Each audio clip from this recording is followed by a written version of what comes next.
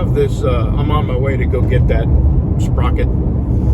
I have this, I don't know what to call him. It's a person that I block frequently. And the reason I know it's the same person that comes back over and over, because it's the exact same type of mean, unnecessarily mean comment.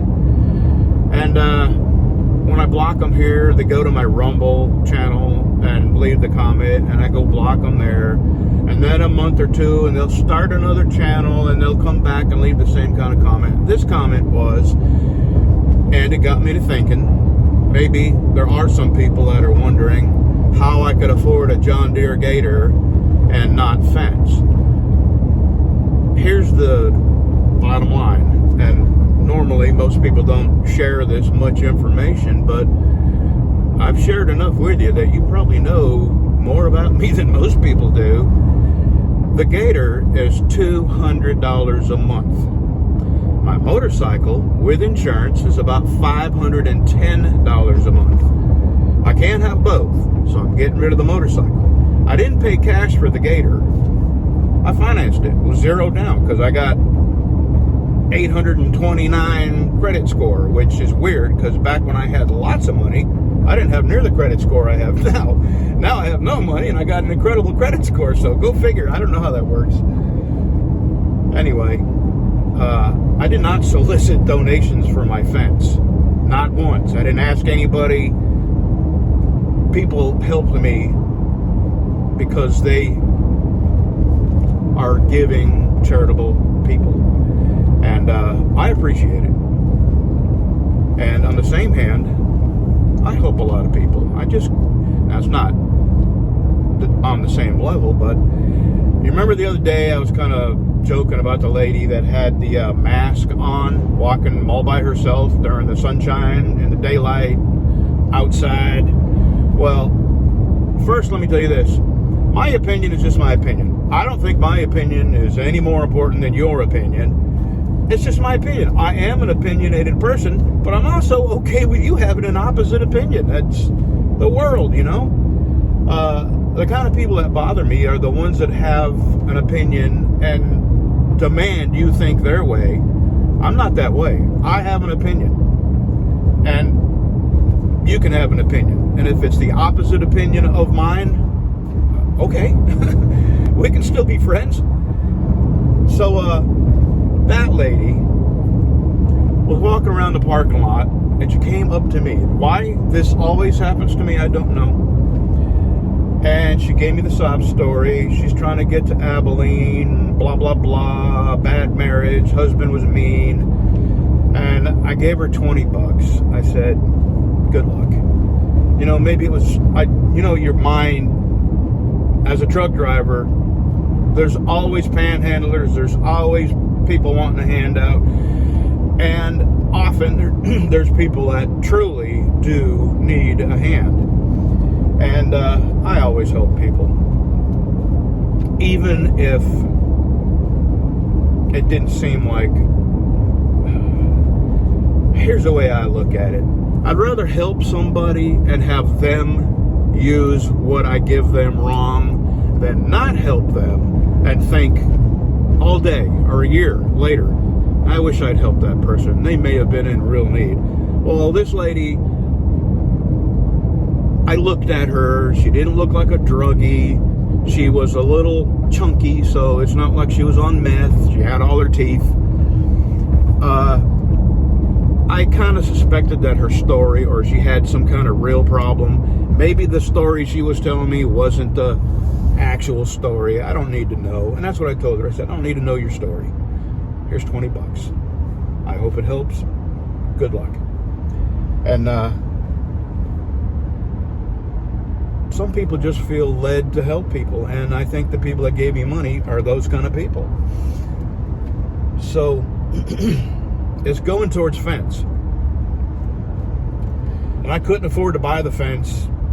Maybe a section at a time I could, a section, but I'm on Social Security. My wife is on Social Security. I'm not selling knives.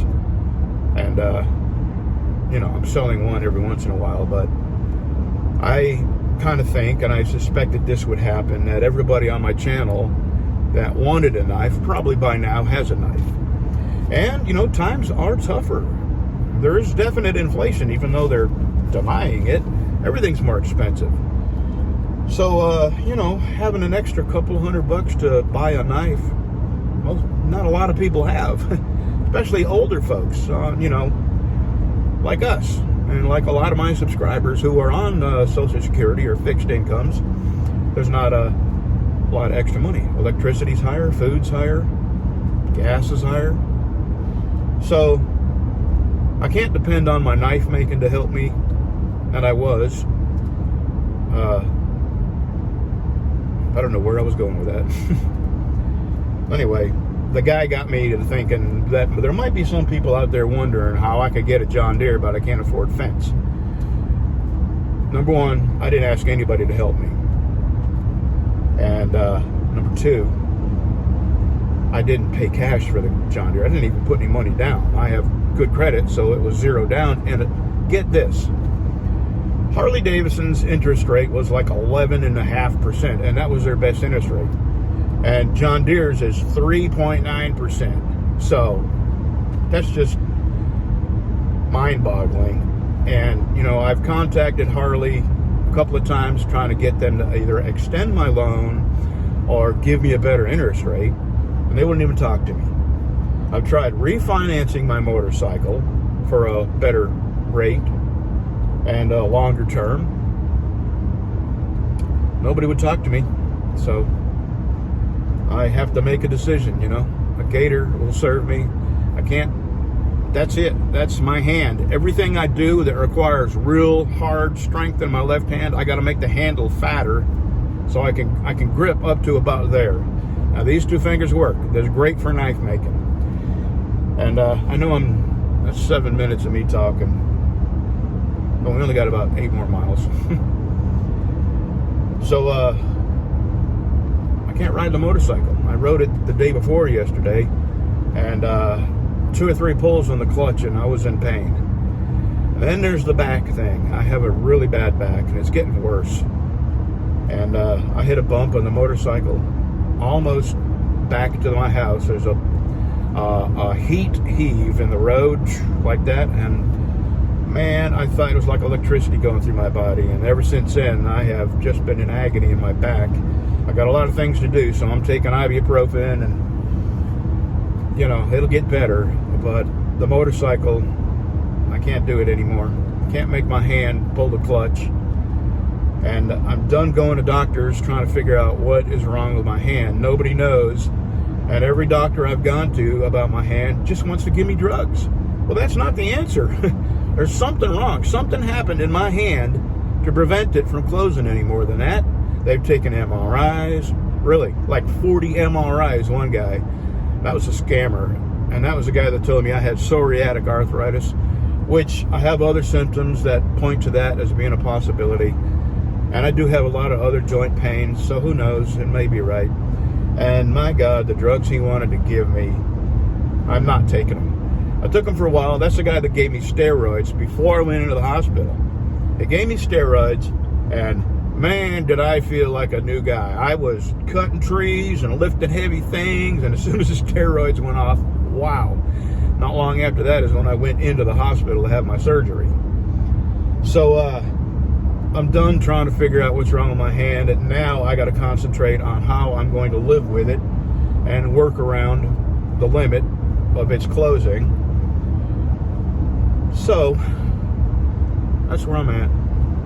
I bought a John Deere out of necessity. I can't walk very far. I can't carry things, and I have to bring my tools all over the yard. And the John Deere is something I need, and the motorcycle is something I not only can't use, but I don't need. So, it's gone.